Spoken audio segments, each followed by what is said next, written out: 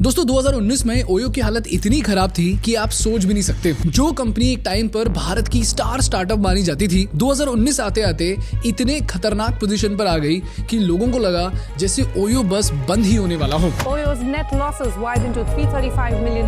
$335 million. Your losses amounted from about 300 odd crores to almost 2,000 crores. OYO शुरू से ही एक loss making startup थी और धीरे धीरे उसके लॉसेस एग्रेसिवली बढ़ने लगे। ये देखिए, जहां 2015 में उनको 20 करोड़ का लॉस हुआ, 2016 में उनको लगभग 500 करोड़ का लॉस हुआ, लेकिन 2019 आते आते उन्हें 2300 करोड़ का लॉस हुआ। और सबसे डरावनी बात ये थी कि 2019 तक तो लॉकडाउन भी नहीं लगा था। तो जैसे ही लॉकडाउन लगा, ओयो की हालत और भी खराब हो गई। So what happened in 2019? What happened after 2019 during the COVID? And how did you overcome that challenge? By the time we were consolidating, life had different plans. Corona वैश्विक महामारी के खिलाफ प्रत्येक देशवासी से एक और समर्थन मांग रहा हूं। ये है जनता curfew. In March 2020, COVID hit.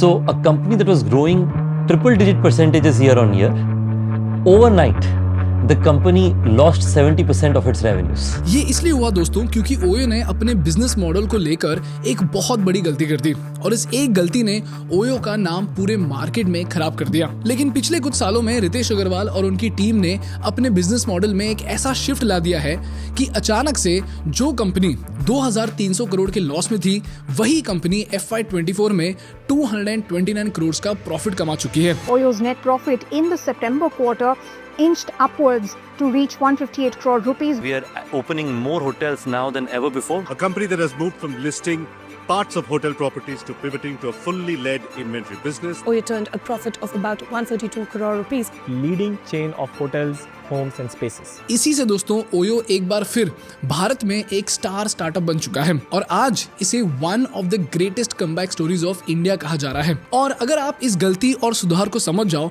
तो आप भी एक बहुत इंपॉर्टेंट बिजनेस लेसन सीख सकते हो जो आपको भी करोड़ों रुपए की गलती करने से बचाएगा। तो सवाल यह है कि ओयो के बिजनेस मॉडल में ऐसी कौन सी गलतियां थी जो कंपनी को 2300 करोड़ के भयंकर लॉस तक ले गई और इतने बड़े घाटे के बाद भी ओयो अचानक से प्रॉफिट कैसे कमाने लगा, और ओयो की इस गलती और सुधार से आप क्या सीख सकते हैं, जानेंगे इस एपिसोड में।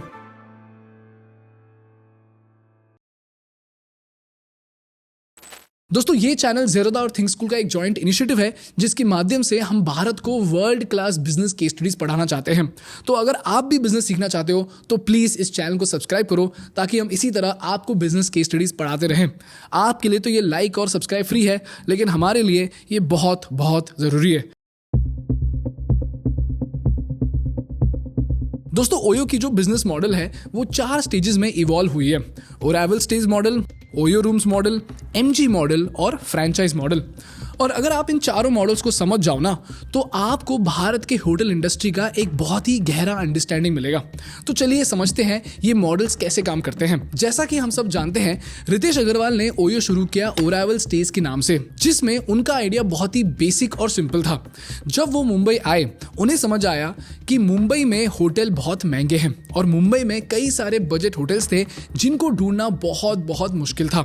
तो उन्होंने सोचा कि अगर कोई इंसान पहली बार किसी अनजान शहर में आएगा तो वो अपने बजट और लोकेशन के हिसाब से होटल कैसे ढूंढेगा। उसी तरह होटल्स का ये प्रॉब्लम था कि सस्ता और बढ़िया प्रॉपर्टी होने के बावजूद भी कोई उन्हें ढूंढ नहीं पाता था। तो कस्टमर्स को होटल नहीं मिलते थे और होटल्स को कस्टमर्स नहीं मिलते थे और इसी चक्कर में इनका बिजनेस नहीं चल पाता। इसीलिए रितेश अग्रवाल ने बनाया ओरावल स्टेज। ये है रितेश अग्रवाल, जिन्होंने 17 साल की उम्र में ओरावल स्टेज कंपनी को शुरू किया, जो स्पेशलाइज करती है शॉर्ट और मिड टर्म होटल और अपार्टमेंट रेंटल्स में। Established a hotel rental startup, Oravel Stays, a technology-driven branded network of hotels in 2012. ओरावल stage का मॉडल क्या था? वो सारे शहरों के होटल्स को अपने प्लेटफॉर्म पर लिस्ट करते थे।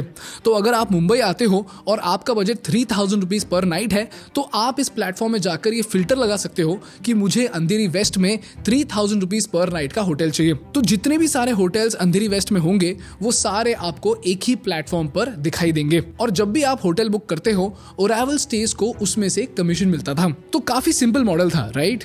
लेकिन दोस्तों इस मॉडल में 3 बहुत बड़े प्रॉब्लम्स थे।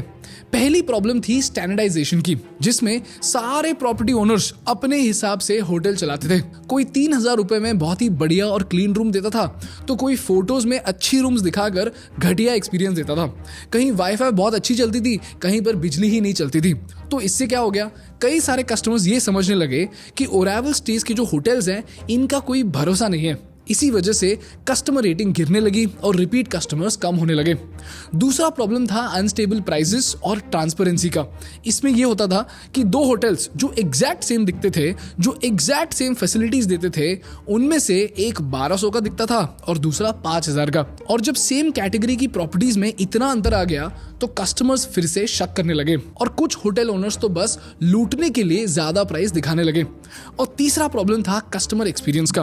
दोस्तों ओरेवल बस एक लिस्टिंग प्लेटफॉर्म थी, तो अगर आपकी रूम का एसी नहीं चल रहा तो आप ओरेवल को कॉल करके ये नहीं बोल सकते कि भाई साहब होटल में एसी नहीं चल रहा, और कॉल कर भी दिया तो ओरेवल उसके लिए कुछ नहीं कर सकता था, क्योंकि ओरेवल का होटल पर कोई कंट्रोल नहीं था। तो ये जो मॉडल था ये था लो इन्वेस्टमेंट एंड नो कंट्रोल का।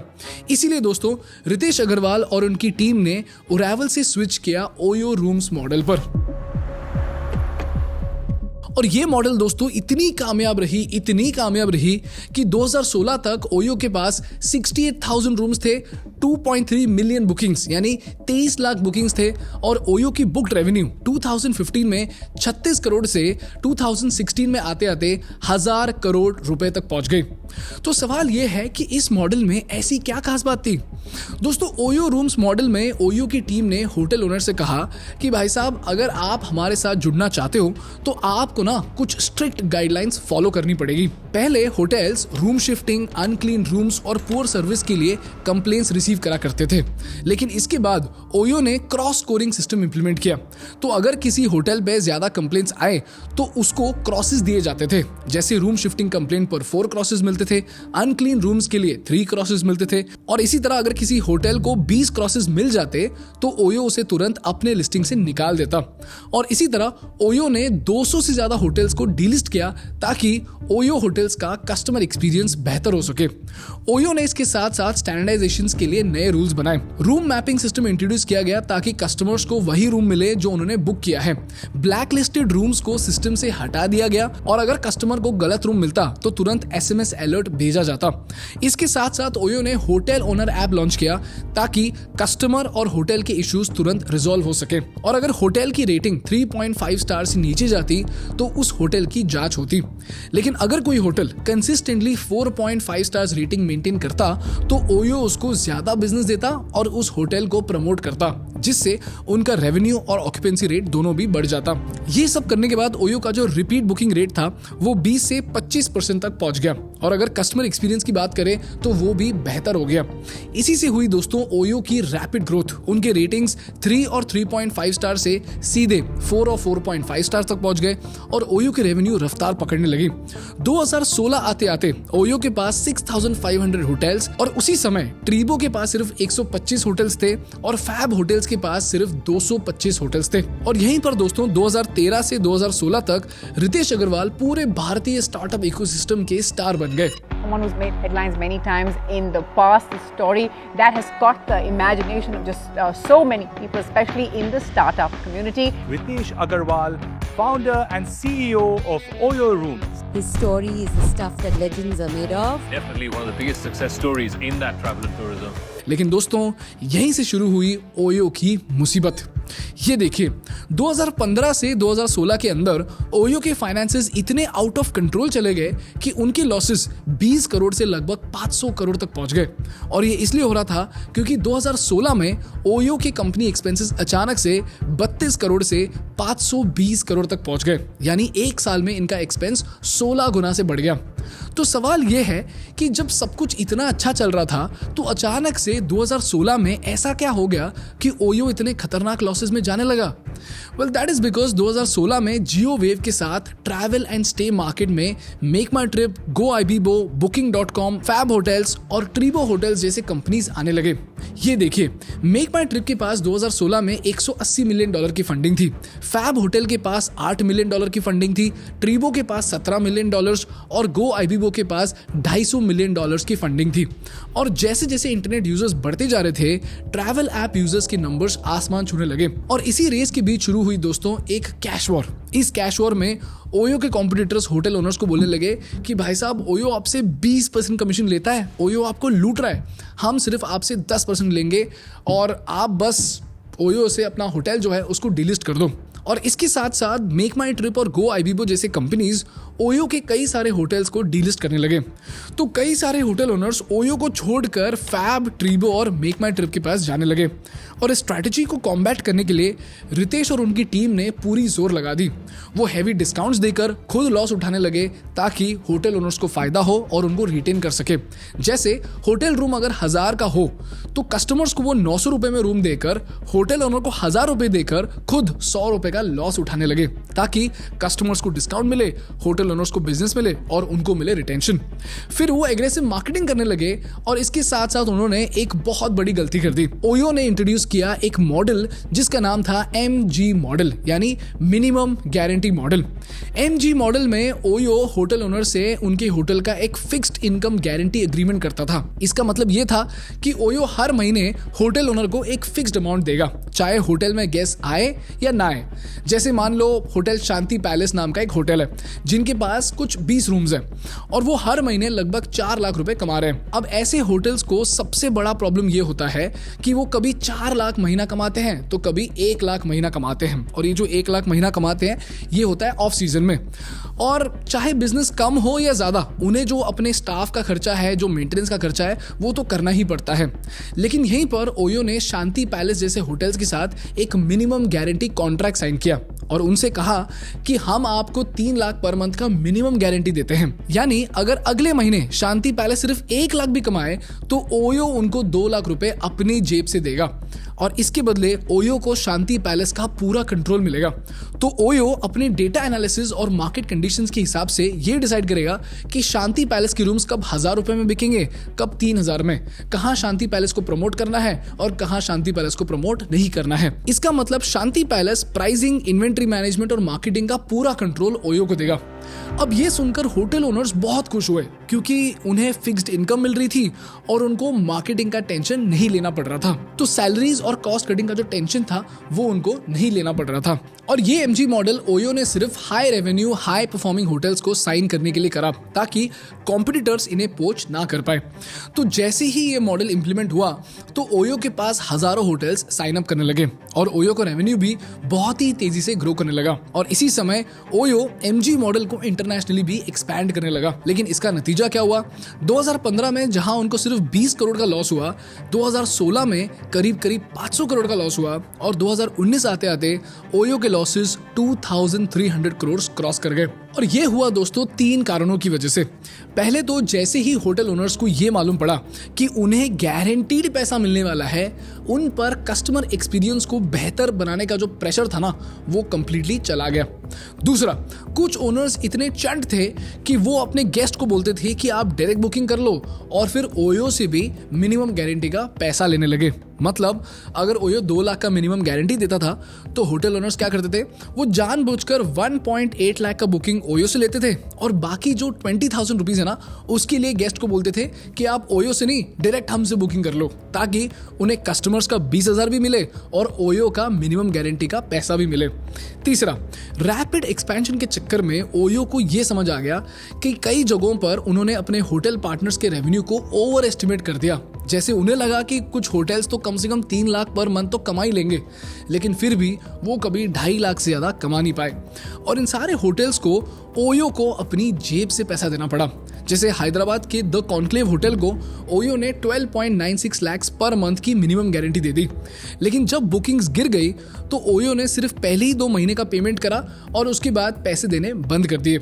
इस वजह से द कॉन्क्लेव का 82 लाख रुपीस का जो अमाउंट था वो अनपेड गारंटीज में ही अटक गया। उसी तरह इंडस्ट्री एसोसिएशंस ने ये बताया कि 500 होटल से ज्यादा होटल्स ने ओयो से 2019 में अपने आप को निकाल दिया, और जब तक ओयो इस चीज को समझकर उस पर एक्शन ले पाता, ओयो को सबसे बड़ा झटका लगा जो भारत में लगा, लॉकडाउन। आज रात 12 बजे से घरों से बाहर निकलने पर पूरी तरह पाबंदी लगाई जा रही है। State borders closed, businesses shut down, and transportation grinded to a halt. COVID-19 has sent India's once fast-growing economy into a tailspin. The economy currently is in a COVID-induced coma. First time since the Great Depression, both advanced economies and emerging and developing economies are in recession. दोस्तों, मार्च 2020 में lockdown होने के बाद travel इतनी बुरी तरह से बंद हुई कि पूरी दुनिया में एयरबीएनबी, ओयो और मेक माई ट्रिप जैसे कंपनीज का रेवेन्यू लगभग गायब होने लगा। इसीलिए 2020 में ओयो ने अपने सारे पार्टनर्स को ये लेटर भेजकर बताया कि पैंडेमिक के कारण वो मिनिमम गारंटी से एग्जिट करने वाले हैं। और यहीं से दोस्तों पूरे भारत के होटल ओनर्स को लगा एक बहुत बड़ा झटका, क्योंकि उनको लगा कि कोविड के टाइम अगर उनका रेवेन्यू जीरो भी हो तो ओयो से उनको पैसे आ जाएंगे। लेकिन जैसे ही ओयो ने लेटर भेजा, होटल ओनर्स का दिमाग खराब हो गया। यहीं से शुरू हुई दोस्तों ओयो के खिलाफ आउटरीच, कोर्ट केसेस और बहुत सारा हंगामा। Also reported that OYO is now also invoking the force majeure clause on several agreements with its hotel partners in the country to suspend payments as business is disrupted. Bengaluru police has filed an FIR. This is a complaint against Ritesh Agarwal of OYO Room, and this FIR, mind you, it mentions uncleared payments of 30 lakh rupees from the last 6 months. दोस्तों, OYO के इस दौरान 3 ऐसे झटके लगे कि आप सोच भी नहीं सकते। पहले तो ओयो को इंडिया में 12,000 एम्प्लॉइज में से 20% फायर करने पड़े और लगभग 200 सिटीज से एग्जिट लेना पड़ा। दूसरा, ओयो को 500 से ज्यादा होटल पार्टनर्स ने छोड़ दिया। और तीसरा, ओयो के लॉसेस 13,123 करोड़ तक पहुंच गए। आई रिपीट, 13,123 करोड़ तक पहुंच गए। और इन्हीं 3 झटकों की वजह से ओयो ने अपना मॉडल एक और बार चेंज किया। लेकिन इस बार ओयो ने इतना बढ़िया शिफ्ट किया कि 13,000 करोड़ के लॉस से ओयो सीधा प्रॉफिट कमाने लगा। और इस मॉडल का नाम है फ्रैंचाइज मॉडल। दोस्तों, ओयो का जो फ्रैंचाइज मॉडल है ये एक पार्टनरशिप मॉडल है जिसमें इंडिपेंडेंट होटेलियर्स अपने होटल को ओयो के ब्रांड के अंडर ऑपरेट करते हैं। और ये model commission based revenue sharing पे काम करता है, जिसमें ओयो सिर्फ तब तक कमाता है जब तक होटल की बुकिंग होती है। और ये मॉडल होटेलियर्स के लिए एक लो रिस्क और हाई रिवॉर्ड अपॉर्चुनिटी बनाता है। और इस मॉडल से होटेलियर्स को 3 बड़े फायदे मिले। पहला है AI driven pricing and revenue management. OYO का जो AI ड्रिवन प्राइसिंग सिस्टम है वो ऑक्यूपेंसी रेट, सीजनैलिटी और लोकल कंपटीशन को ट्रैक करके डायनामिक रेट्स सेट करता है। जैसे मान लीजिए गोवा में एक ओयो होटल है जिसमें 50 रूम्स हैं और इसका गोल है कि मैक्सिमम रूम्स बुक हो और रेवेन्यू भी बढ़े। अब ऑफ सीजन यानी जुलाई और अगस्त के बीच में जब मॉनसून की वजह से टूरिस्ट कम आते हैं तो ओयो का जो AI ड्रिवन सिस्टम है वो ये एनालाइज करता है कि ऑक्यूपेंसी रेट लो है और कॉम्पिटिटर्स भी अपने रेट्स को घटा रहे हैं। इस सिचुएशन में ओयो का सिस्टम प्राइस को ऑटोमेटिकली कम कर देता है। जैसे 3,000 का जो रूम है वो ओयो का सिस्टम ऑफर करेगा 2,200 रुपए में, ताकि ज्यादा लोग अट्रैक्ट हो और होटल के जो एम्प्टी रूम्स है वो भर सके। वहीं पीक सीजन यानी दिसंबर एंड में जब क्रिसमस और न्यू ईयर के सेलिब्रेशंस के लिए हैवी टूरिस्ट फुटफॉल होता है, तब ये जो AI सिस्टम है ये सिस्टम डिटेक्ट करता है कि डिमांड हाई है और कॉम्पिटिटर्स का जो होटल है वो फुल होते जा रहे हैं। इस टाइम पर ओयो का सिस्टम प्राइसिंग को स्मार्टली एडजस्ट करेगा और 3,000 का रूम 7,500 रुपए तक बेचेगा, क्योंकि हॉलिडे सीजन में लोग हाई प्राइस पर भी बुक करने को तैयार होते हैं। इसी तरह लास्ट मिनट बुकिंग्स के केस में अगर रात के 10 बजे तक 5 रूम्स खाली पड़े हुए हैं तो ओयो को पता चलेगा कि ये रूम्स तो बिकने वाले हैं नहीं, अगर ये बिकेंगे नहीं तो रेवेन्यू 0 हो जाएगा। तो AI सिस्टम ये ट्रेंड एनालाइज करके प्राइस को थोड़ा सा ड्रॉप करता है, जैसे 3,000 से 2,700 कर देता है। ये स्ट्रैटेजी लास्ट मिनट ट्रैवलर्स को अट्रैक्ट करती है और ये इंश्योर करती है कि होटल का रेवेन्यू मैक्सिमाइज हो। इस तरह ओयो का का AI ड्रिवन प्राइसिंग सिस्टम हर सिचुएशन में डायनामिक रेट्स सेट करके ऑक्यूपेंसी और प्रॉफिट दोनों को ऑप्टिमाइज करता है। दूसरा बेनिफिट है wide online visibility and increased bookings. दोस्तों, ओयो का डिस्ट्रीब्यूशन नेटवर्क इतना पावरफुल है कि ये सिर्फ अपने ऐप पर ही नहीं बल्कि वेबसाइट और third party online travel agencies जैसे मेक माई ट्रिप, GoIbibo और booking.com पर भी अपने होटल्स को शोकेस करते हैं। इसकी वजह से ओयो से जुड़ने के बाद एक आम होटल का ऑनलाइन बुकिंग वॉल्यूम 30 से 40% से जंप कर जाता है, क्योंकि अब वो करोड़ों पोटेंशियल गेस्ट तक बहुत ही आसानी से पहुंच पाते हैं। तीसरा फायदा है कॉस्ट सेविंग। दोस्तों, ओयो अपने पार्टनर प्रॉपर्टीज को लिनन, टॉयलेटरीज, फर्नीचर और हाउसकीपिंग सप्लाईज जैसे एसेंशियल आइटम्स पर बल्क प्रोक्योरमेंट डील्स दिलवाता है। जैसे मान लीजिए एक छोटा ओयो होटल है जिसमें 20 रूम्स हैं। अगर ये होटल लिनन, टॉयलेटरीज और हाउसकीपिंग सप्लाईज अलग से खरीदेगा तो उसका मंथली खर्चा 1 लाख तक आएगा। लेकिन ओयो के बल्क प्रोक्योरमेंट डील्स की वजह से वही सामान इस होटल को 15% डिस्काउंट में मिलेगा, यानी सिर्फ 85,000 रुपीज में ओयो उन्हें सारे सामान दिलवा देगा। इस तरह होटल हर महीने 15,000 रुपए बचा सकता है, जो उसके ओवरऑल प्रॉफिट को बढ़ा सकता है। चौथा फायदा है फाइनेंशियल सपोर्ट और परफॉर्मेंस बेस्ड इंसेंटिव्स। दोस्तों, ओयो का एक्सेलरेटर प्रोग्राम मार्च 2024 तक 220 होटेलियर्स और 1300 होटल्स को फाइनेंशियल सपोर्ट और मेंटरशिप प्रोवाइड कर चुका है। इसके अलावा सुपर ओयो जैसे प्रोग्राम से हाई परफॉर्मिंग होटल्स को एक्स्ट्रा बुकिंग्स और इंप्रूव्ड सर्च विजिबिलिटी मिलती है। और इसके साथ साथ ओयो का आखिरी मास्टर स्ट्रोक आया इंटरनेशनल एक्सपेंशन के साथ। दोस्तों, आपको ये सुन के हैरानी होगी कि ओयो एक इंडियन ब्रांड तो जरूर है, लेकिन इंडिया से ओयो का सिर्फ 35% रेवेन्यू आता है। बाकी का 65% रेवेन्यू आता है ओयो के इंटरनेशनल वेंचर से। अब दोस्तों ये सुनो, ओयो ने एक बहुत ही बड़ा स्ट्रेटेजिक मूव किया है अपने इंटरनेशनल बिजनेस को और भी स्ट्रॉन्ग बनाने के लिए। उन्होंने 4,300 करोड़ देकर G6 हॉस्पिटैलिटी को खरीद लिया।